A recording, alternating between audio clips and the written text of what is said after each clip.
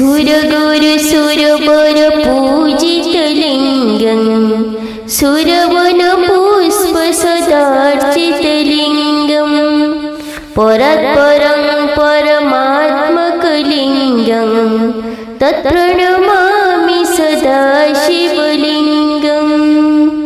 हर हर महादेव, जय शिव शंभो। प्रिय बंधुगण, आज श्रावण मास सोमवार कामदा एकादशी बहुत वर्ष पर आसी एमिति एक दुर्लभ जुग। तेणु आज महादेवंकर मंत्र श्रवण कले जप कले समस्त दुख कष्ट दूर होइथाय बोली मान्यता अछि। सोमवार सोमनाथ महादेव को समर्पित अटे। मान्यता अछि एही श्रावण मास सोमवार रे महादेव को पूजा अर्चना करी अभिषेक करी भक्तिर सहित श्रद्धार सहित जल अर्पण कले समस्त मनोवांछा पूर्ण हुए। देवाधिदेव महादेव एही सृष्टिर आधार भूत कारण तथा कर्ता। भगवान शिव अर्थात माँ पार्वती का पति शंकर को महादेव भोलेनाथ आदिनाथ आदि कहुए। तांकर एक नाम त्रिपुरारी भी अच्छे। महादेव धरती उपरे जीवन प्रचार प्रसार आरंभ करते। तेणु तांको आदिदेव कहुए। सेही आदिदेव भोलेनाथंकर कृपा जहा उपर पड़े ताहार कौनसी दुख रुए नहीं। तेणु बंधुगण, सेही आदिदेव भोलेनाथंकर कृपा प्राप्ति पाई समस्त दुख दूर करबा पाई आसंतु तांकर ए सर्वशक्तिमान महादेवंकर 108 नाम को जप करिबा।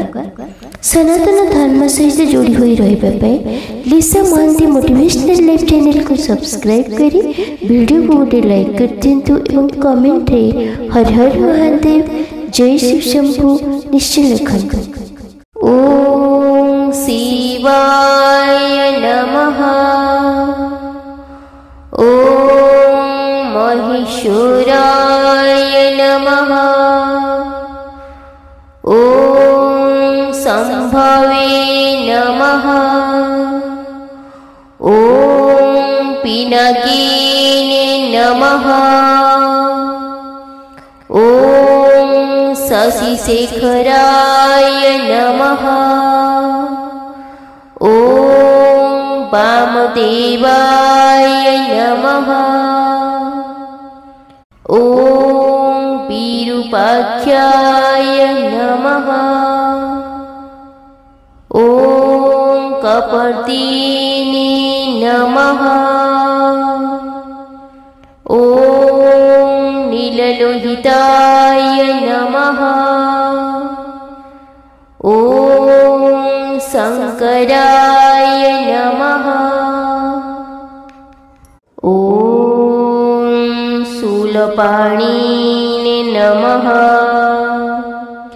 ओम खट्वंगिने नमः। ओम विष्णुवल्लभाय नमः।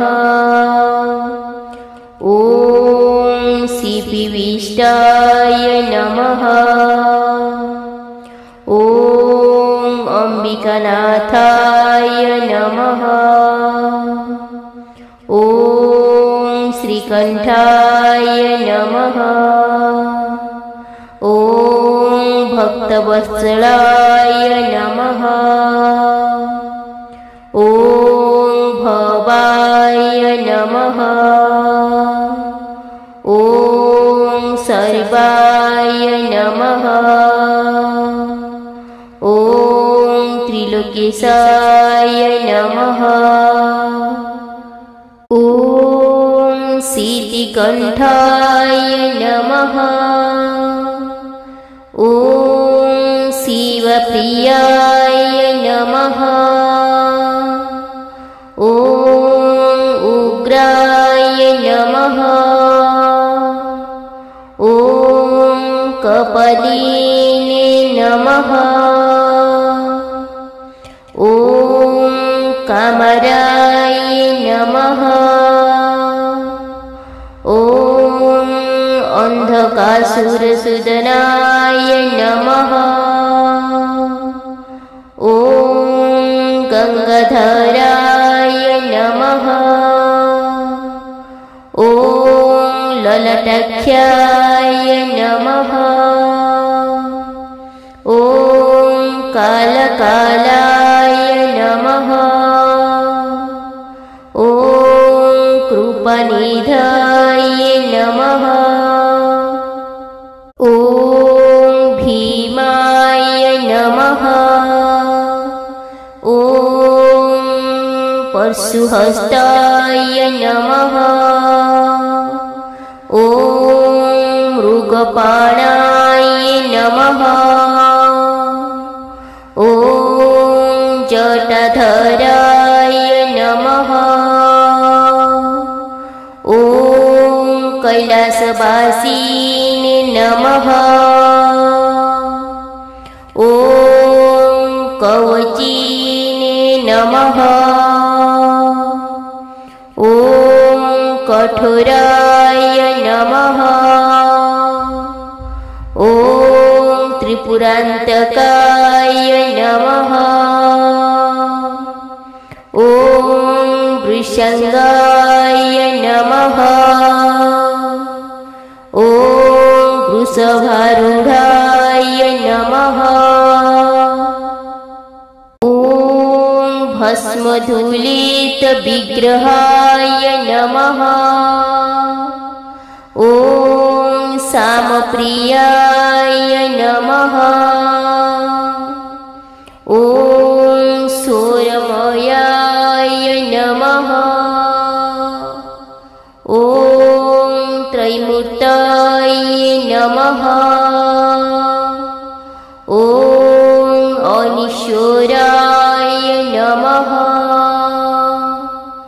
ॐ सर्वज्ञाय नमः।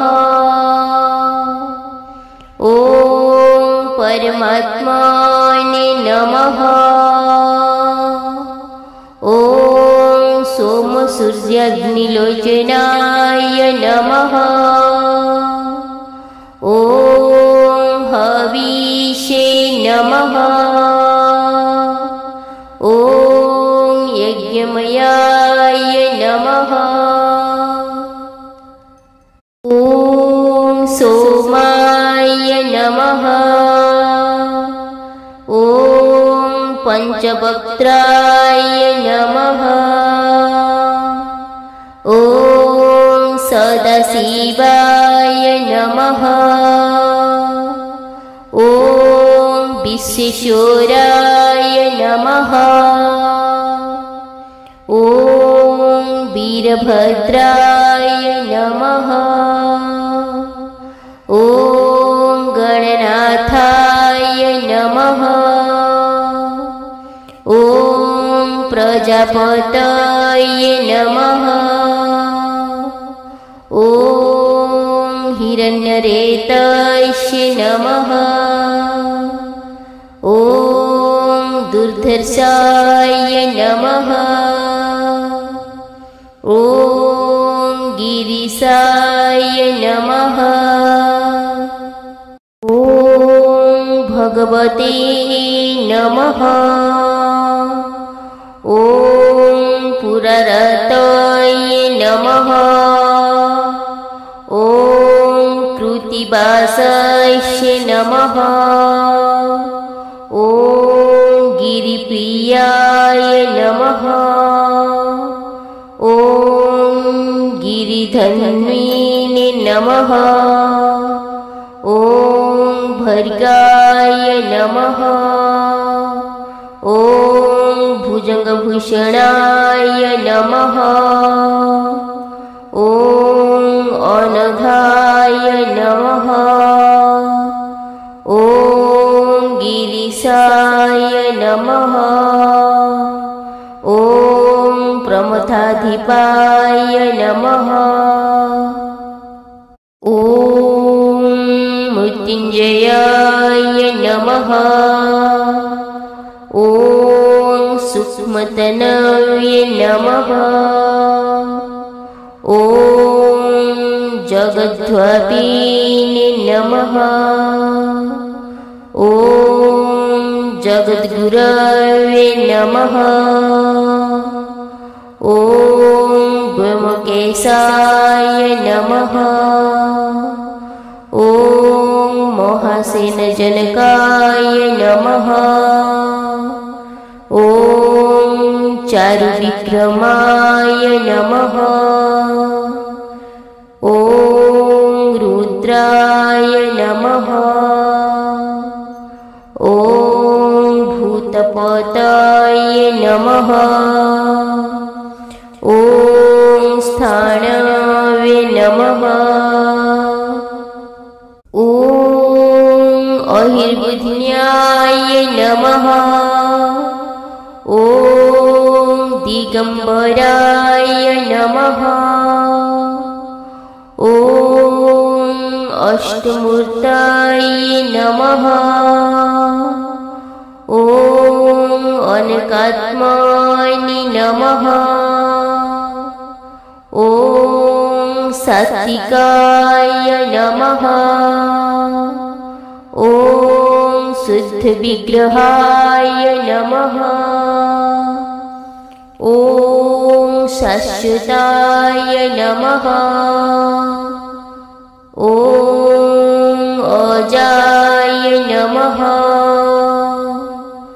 ॐ खण्डपरशाय नमः। ॐ पाशविमोचकाय नमः। ॐ पशुपतये नमः। ॐ मृडाय नमः। ॐ महादेवाय नमः। ॐ देवाय नमः। ॐ हराय नमः। ॐ अव्ययाय नमः। ॐ अव्यग्राय नमः। ॐ पुषदन्तभेदे नमः। ॐ दक्षधरहराय नमः। ॐ हराय नमः। ॐ भगनेत्रभेदे नमः। ॐ सहस्राख्याय नमः। ॐ अव्यक्ताय नमः। ॐ सहस्रपदे नमः। ॐ अपवर्गप्रदाय नमः। ॐ तारकाय नमः। ॐ अनन्ताय नमः। ॐ परमेश्वराय नमः।